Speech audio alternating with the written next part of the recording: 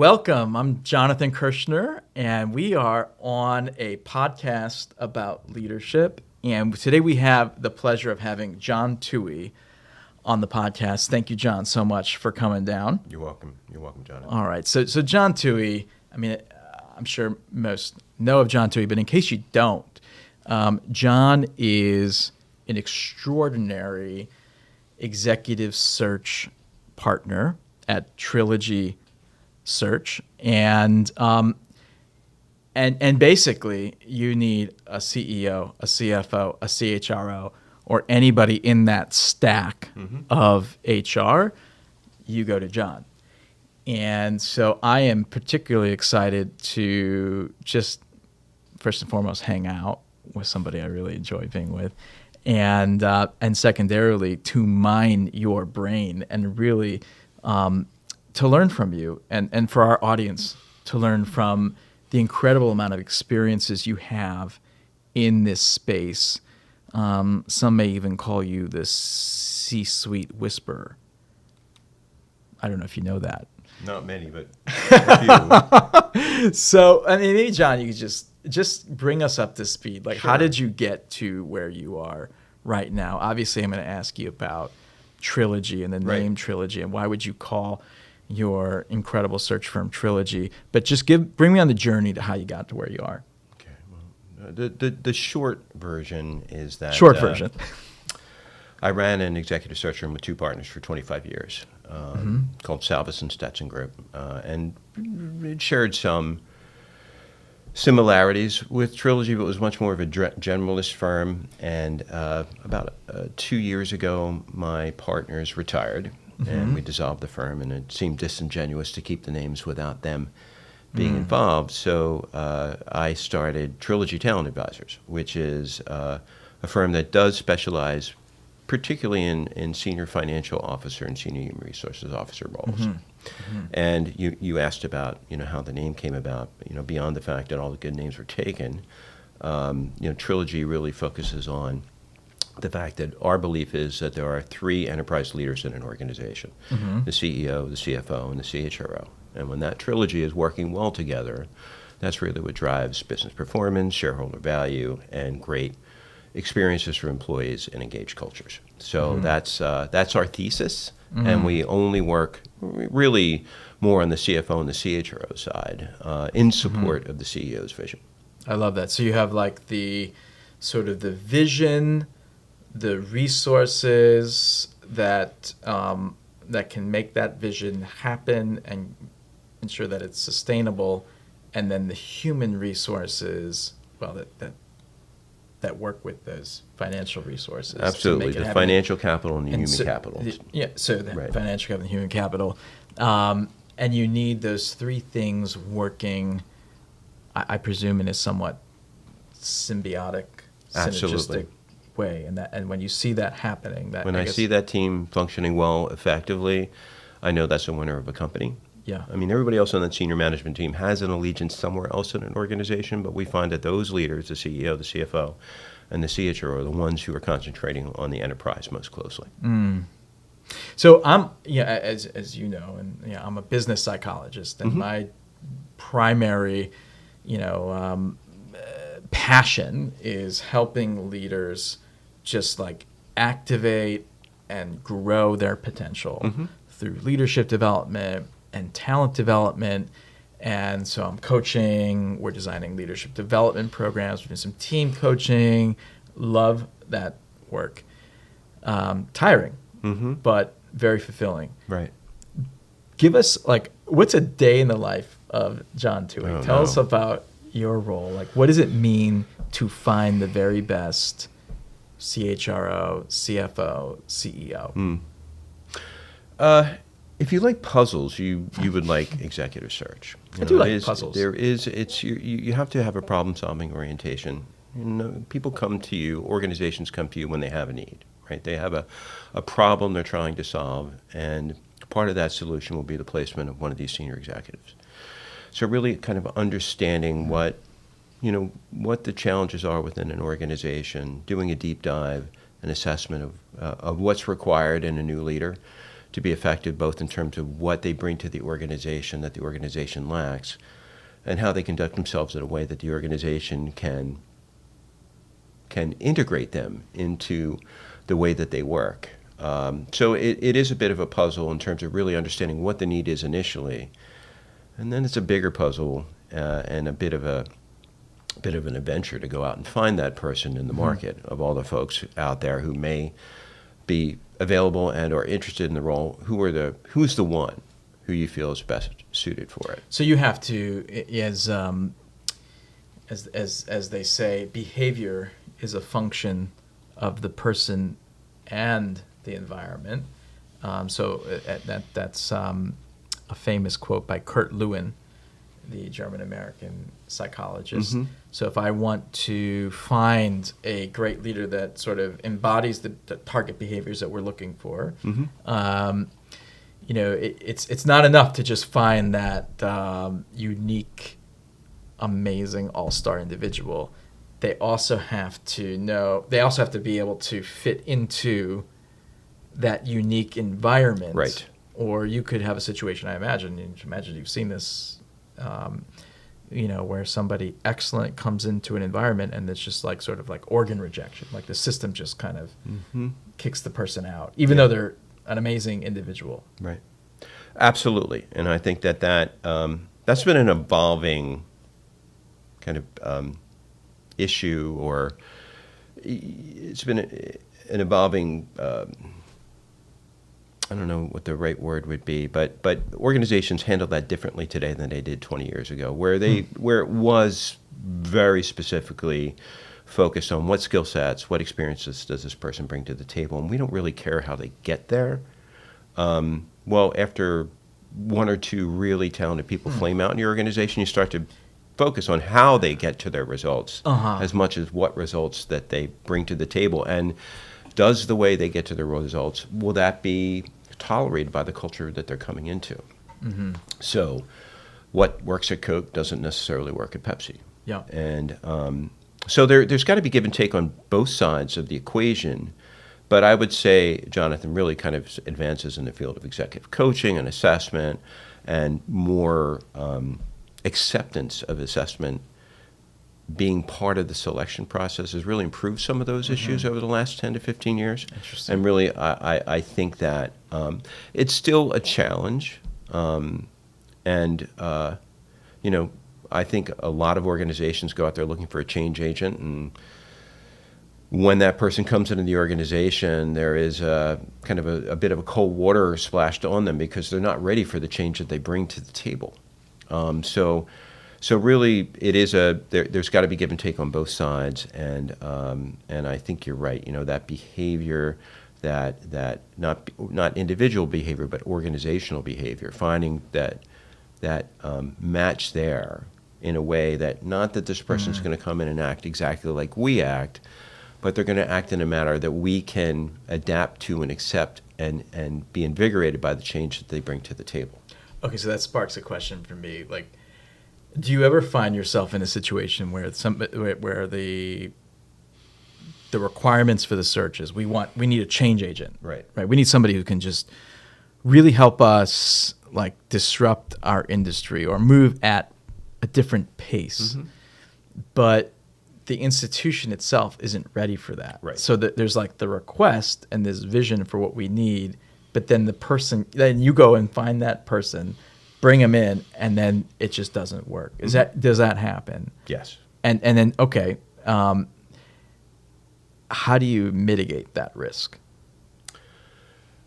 I think, not to be oversimplistic, but there is a bit of a beginning of the process with the organization saying, be careful what you ask for because you will surely get it, right? So, right. So let's make sure you understand how the organization may need to change to make this person effective, and what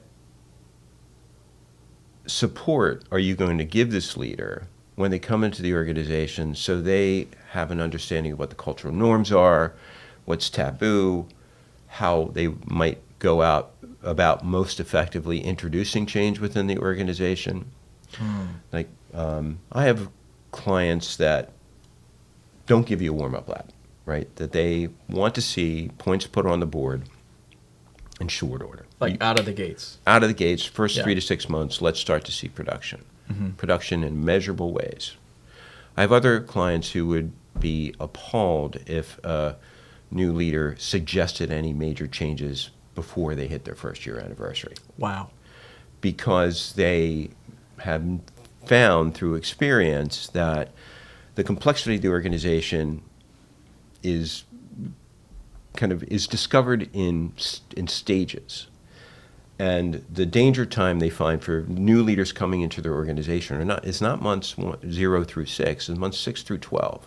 Oh, interesting. Where the new leader starts to believe that they understand how things work, and they really don't quite understand how things work yet. So when they start to suggest fairly significant changes in decision-making or organizational structure in that 6 to 12-month period, they often run into both resistance and danger because they don't really understand. They understand on a surface level, but they don't understand the unintended consequences. That's fascinating because there's this famous book, The First 90 Days, Right. by Michael Watkins, and he would say, like, look, those first 90 days or 3 months in the job, it's all about developing relationships, listening, understanding, maybe go for some quick wins, Right. but don't try to do anything like big, right? Right. That's a huge trap.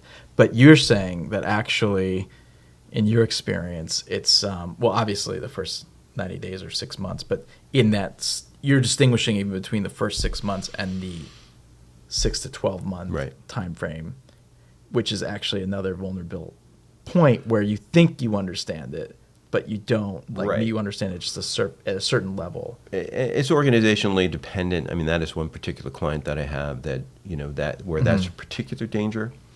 But I think most organizations probably fit into that first 90, right? Let's go out, let's do our assessment.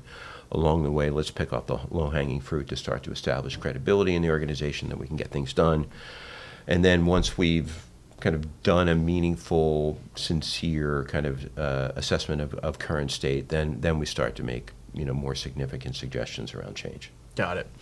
I am very curious about this CHRO role in particular, like the Chief Human Resource Officer. I mean, you've been doing this for a bit.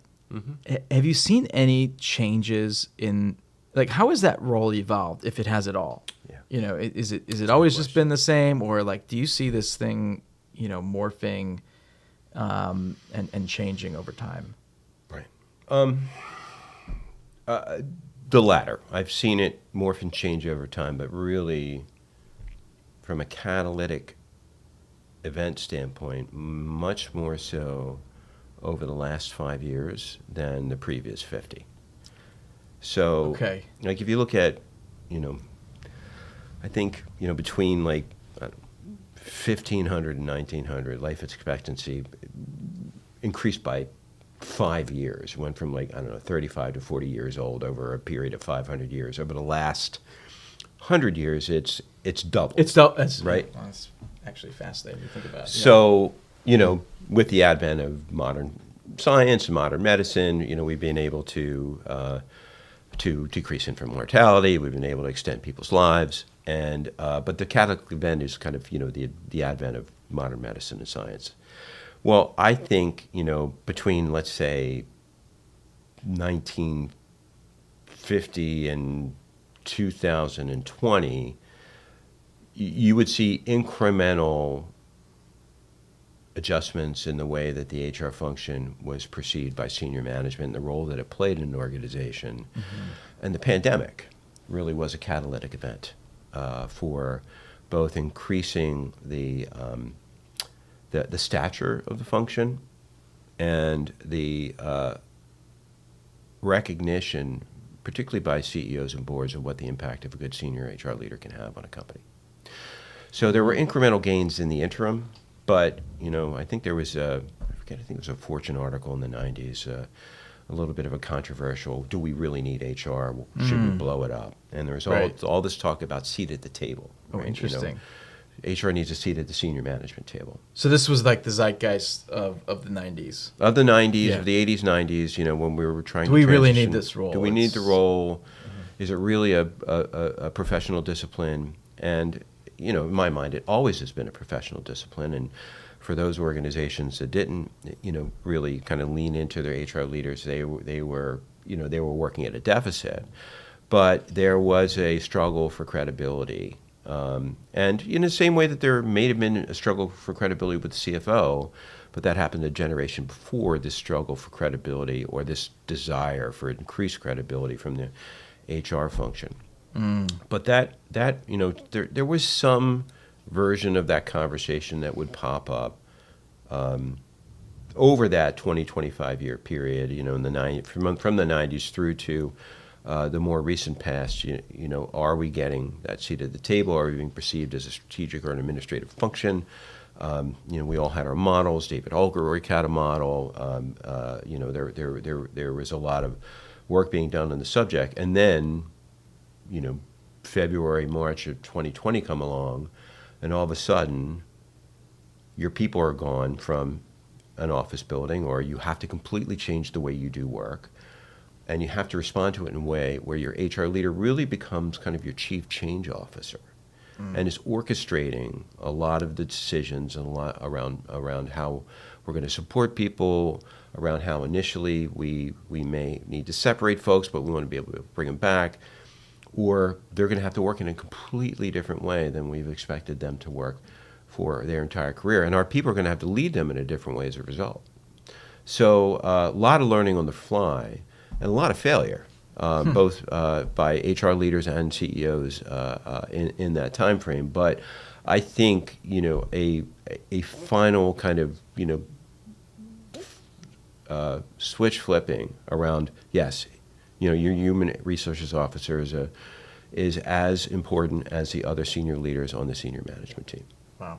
It's really interesting to think of how COVID was this turning point in many ways.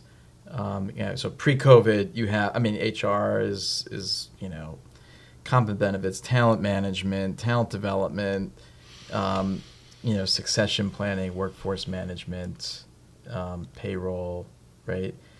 Right.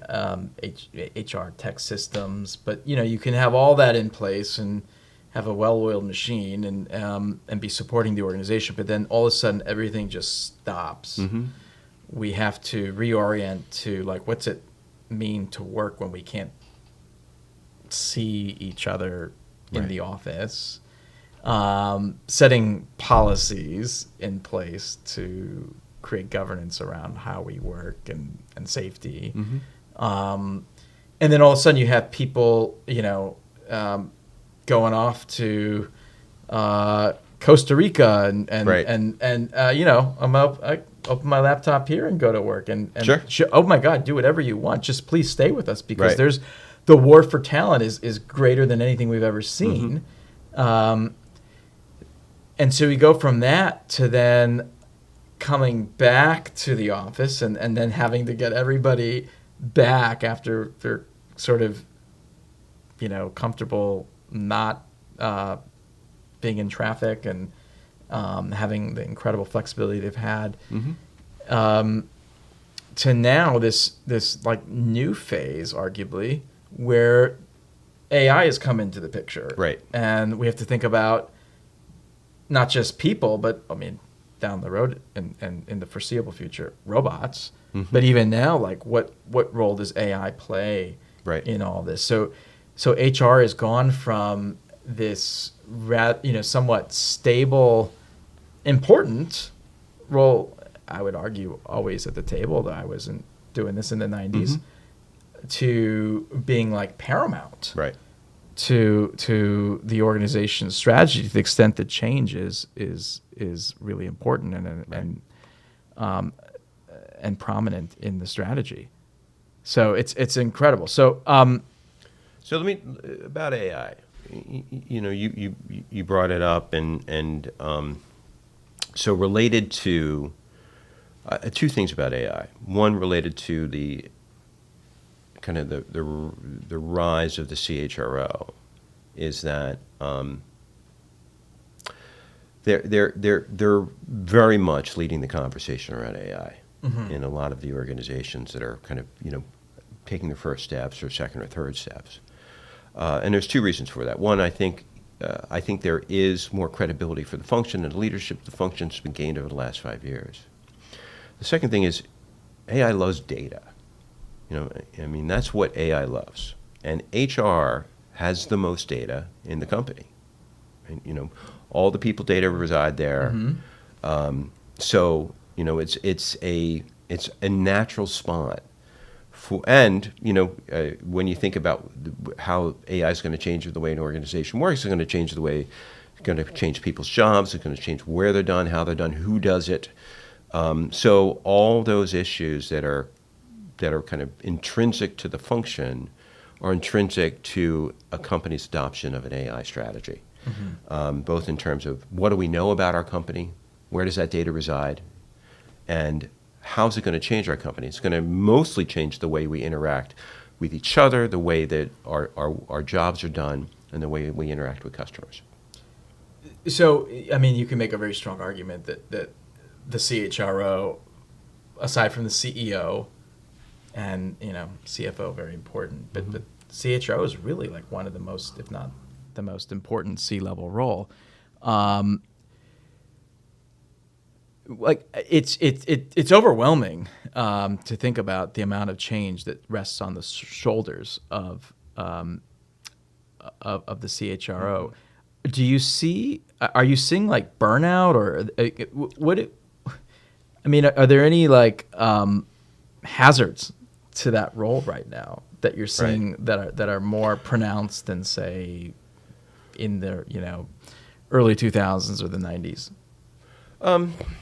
I think burnout's a real thing for all of us, but I do know a number of HR leaders who retired early after the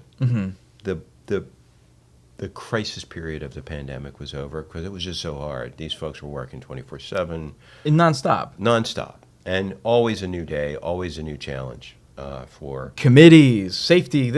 What are we going to do here? What's our policy here? Right. If you're working for Amazon, or if you're working for another warehousing distribution company, and you have your first experience around, well, what do we do when there's an exposure in a warehouse? How do we clean that place? How do we do contact tracing? These are things that are they don't seem overly strategic, but they are incredibly important to the functioning of the organization, and nobody knew how to do it. So you were learning on the fly, and leadership and all of your associates, the partners working with you, were counting on you to have an answer for them. So that after 24, 36 months of that, burnout is a real thing still, but certainly in that 22, 23 period, I would say some leaders who maybe felt they had 5 to 7 years left in their career decided, that's enough. I've done my bit for king and country. Yeah. And it's time for me to do other things with my life. Okay. Well, I'm curious, you're getting calls daily, help me find a CHRO. Imagine you're getting a call from a board or a board member, we're doing a CHRO search. Right. What are they asking for right now? Like, what are the types of, leadership skills and competencies that you're seeing? I'm sure every situation is different, but are there any like common denominators that you're seeing? Let me talk about boards, and let me talk about CEOs, because I think there's a difference between the two. I think the board perspective is still more traditional than the CEO's perspective is. So compliance, risk, more the administrative operational efficiency component of the role is probably a little bit more where you'll find your boards focused. There are two areas where I think a CHRO has the most interaction with the board. One is around executive compensation, and the other is around succession. Right. So the succession piece is requiring more strategic input than previous, but the comp piece still feels to me a little bit more the traditional administrative excellence role that a HR leader plays. And I think that, boards focus on governance and risk management. I still think they see HR in that risk management category more than in the strategic visioning category, where I think the CEOs see them as playing equally valuable roles in both those domains. And today, post-pandemic, we're going to, maybe a little bit more of an economic slowdown in the country where organizations are going through these transformation efforts right now. HR plays both a strategic and a tactical role in those conversations where, yes, we need to create operational efficiency in the organization. We need to make sure we're hitting on the margin so that we're eliminating redundancy, but not at the cost of future growth. So that ability to kind of both have the talent focus and the efficiency focus in mind at the same time that's the art of being a CHRO right now, is to be able to deal with the issues of the present and understand that we need to become more effective in what we do today, but we can't do it in a way that we are sacrificing our ability to innovate, grow, and succeed in the future. And that really is a talent management kind of question, talent management puzzle that leaders in the human capital realm are trying to solve. So a great CHRO needs to be living sort of in the present, and managing sort of the day-to-day and the stabilization, but also focused on like what's going to get us into the future. And so you mentioned that, as far as the future, talent management really plays a critical role. Maybe just help us understand what work you do. And I mean, you're placing heads of talent as well? Yes. And so, what does that relationship look like, CHRO and talent management? I presume just in the same way that, in the Trilogy model, you have to have this, incredible synergy between the CEO, CFO, CHRO. You also have to have that great, bilateral relationship between talent management and HR. Yep.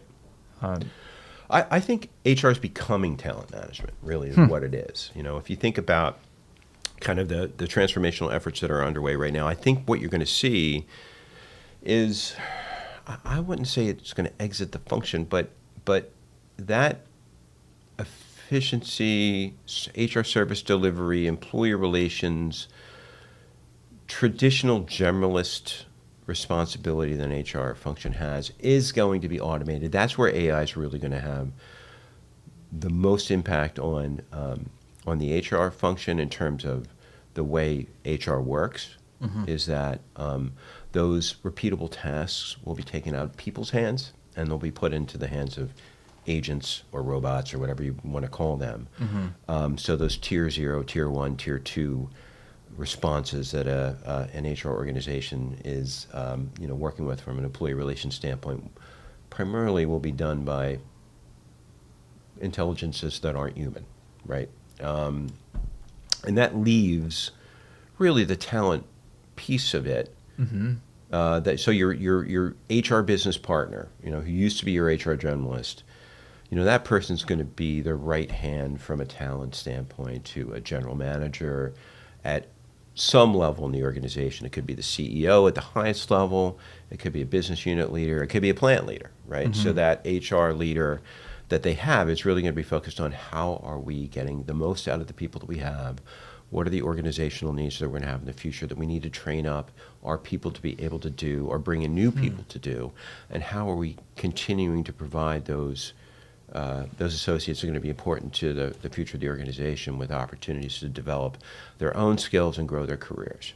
And that, so I'm seeing kind of a merging of talent management and HR in that regard as the more administrative, more repeatable activity in the function kind of gets pulled out of the function. That's interesting. I mean, that's, if you think about HR as a pizza with 8 slices, there's aspects of HR that are more transactional, repeatable, routine. Those are going to be the first things that get replaced by tech, and it sounds like what is left largely would be talent management, Right. talent development, leadership development, succession. Yes. That's Org design. And then there's implications presumably then for the HR business partner, which from if you think of them as a generalist, they have all the pieces of the pizza, but that would be shrinking as well. So they become more of like a talent development or talent partner as opposed to a talent partner. Yeah, that's a great way to put it. Yeah, that's fascinating. And we're actually seeing some of that natural evolution. Right. I don't know if it's being driven through intentional strategy in as much as it's just evolving to that place. But it's really interesting. It's happening regardless of whether it's being, consciously being guided or not. I think the challenge for the function, and not just HR but finance, is that how are we going to get new people into our companies in those functions? Because when you think about what AI is good at today, AI is good at analysis. It's good at data. It's good at analysis.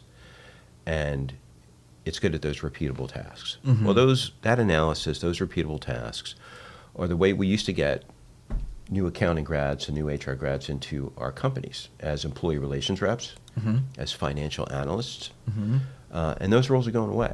And those roles are going away today, right? So, I think we're really at the tip of the iceberg about how AI is going to disrupt employment and the workforce in this country and beyond this country, but we are very, very much at the beginning stages of that, and we are leveraging those things that AI is good at today without having to completely change the way the system works. So it's easier to do that by taking away financial analyst jobs and let AI do those tasks. But the problem is that, and I don't know who I can attribute this to, but we're no longer working on a pyramid from an employment standpoint. We're kind of more in a diamond. So it used to be the greatest amount of hiring, at least on a professional level, happened at the entry level, and then and then it gets narrower and narrower as you go. Well, now it starts. Now it could be narrow at the bottom of that pyramid, and then it's going to expand and then contract again. So, because we need folks at that mid-management level where it's it gets messy for AI to do some of that work, where their edges are not as sharp, they're a little rounder,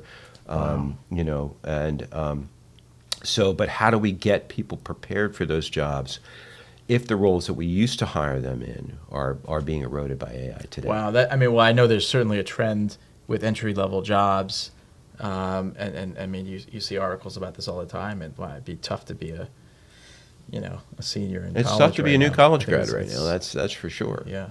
The world is changing very fast. Your previous guest, his CEO was saying, "We're not hiring any more coders," right? So because AI can do it, right. So and even those jobs we were pushing kids into less than 5 years ago are now becoming much more commodities and much more, much less critical to have people doing that work. Wow. Well, that presents its own interesting puzzle for us to solve, but that clearly, so from pyramid to diamond, with the natural problem being like if it starts to grow here, you need people to come in to grow it at the middle. So how does that middle grow if we have a very limited supply at the tip?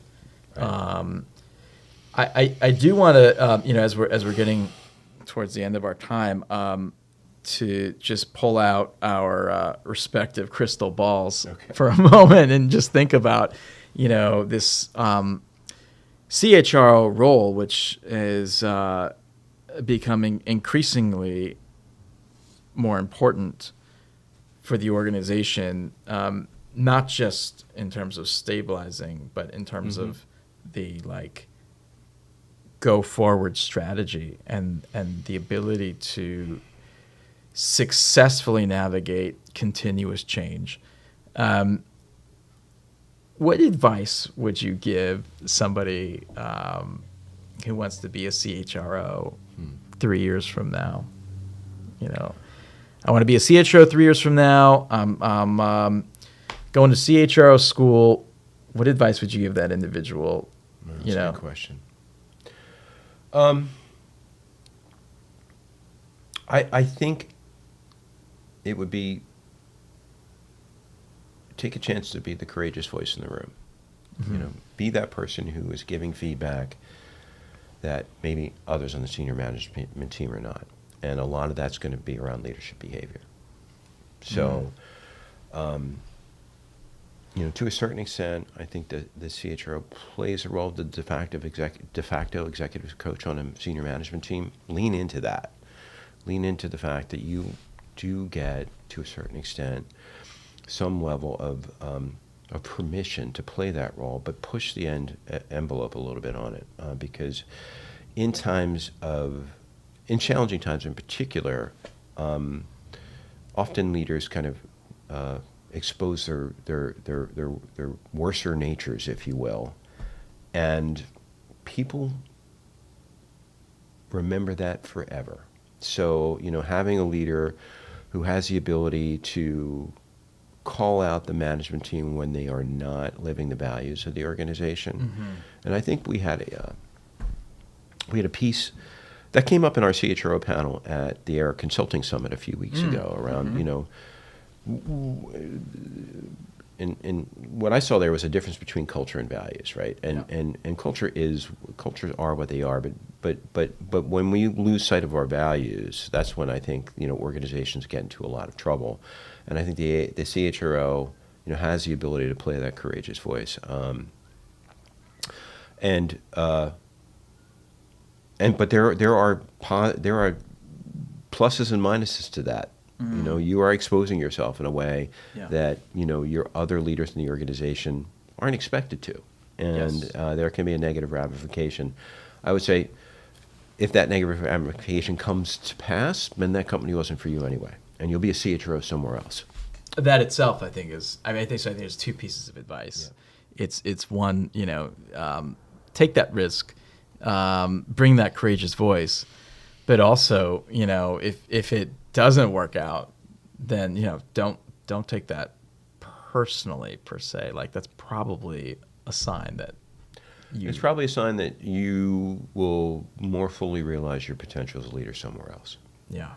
Yeah. I mean, and I think it you know, coming full circle, you know, and I'm here today as a podcaster, and I've talked about my role as a passionate talent developer and leadership consultant and executive coach, but I'm also a CEO. And there is nothing more valuable to a CEO than when somebody on the team raises their hand and says, I disagree, or yes, and you know, finessing it is can be important. How it's packaged, and obviously you want to have a good trusting relationship with the person that's about to disagree with you. But that is so valuable. When I think about the CEOs that I work with and their organizational health, the partnership between the CHRO and the CEO is highly correlated with the effectiveness of that CEO's leadership impact. But also, I would even go as far as saying the executive team's effectiveness and the organizational performance, and so it's critical. And I think that to have that courageous voice and to manifest that effectively, you really do need to have that really solid relationship with the CEO. And I guess from a Trilogy standpoint, CEO, CFO, CHRO, right? Yeah. We have to have all three. We'll do the CFO chapter at another time. CFO chapter will be part 2. Right. Well, John, I appreciate so much you being on the podcast. Any, we covered a lot of ground here. Any final advice or reflections you have for our audience on this topic of leadership, talent, identification, and we talked a lot about CHROs. Mm-hmm.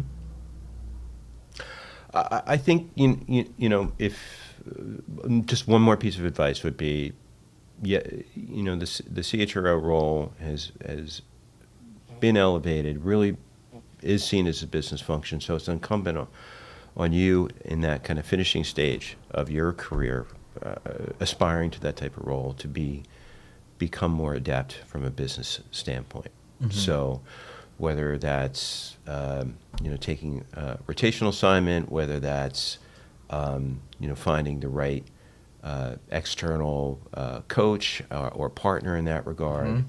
somebody from an AIIR or maybe some more functional or technical training, make sure that you're ready to participate fully in that business conversation. So in addition to all the other 110 things that you have to do to get to that level. I love it. Like take that seat at the table. Right. Embed yourself in the business and be a partner. And don't limit yourself to seeing yourself within just, I just do these 8 slices of the pizza. Right. So fantastic advice, John. Thank you so much, John. John Touey from Trilogy Partners. Really fantastic to have him on a podcast about leadership. And we'll look forward to that part 2 on CFO. Great. That sounds fascinating. Sounds good. Thank you, Jonathan. All right.